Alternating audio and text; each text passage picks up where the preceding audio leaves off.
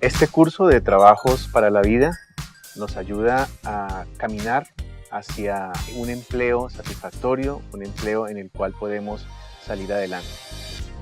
Seguramente te has preguntado qué estoy haciendo en este curso para salir adelante. Seguramente te has preguntado dónde encuentro apoyo para lograrlo.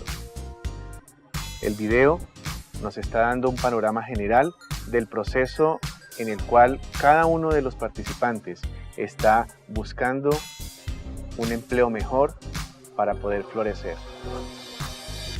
En la primera lección estuvimos reconociendo la bendición del trabajo como algo que viene de Dios y que nos ayuda a salir adelante. En la segunda lección estuvimos buscando las fortalezas individuales, aquello en lo cual soy bueno, para encontrar y desempeñarme bien en un trabajo futuro.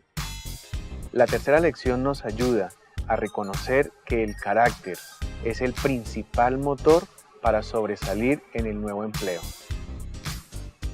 La cuarta lección nos ayudará a conectarnos mejor con un nuevo empleo.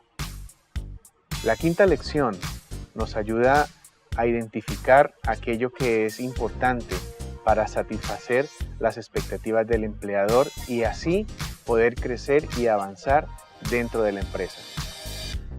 En la sexta lección aprenderemos cómo permanecer en este propósito de ser empleado para salir adelante, sin desviarnos y más bien manteniéndonos motivados y trabajando hacia adelante por un mejor empleo.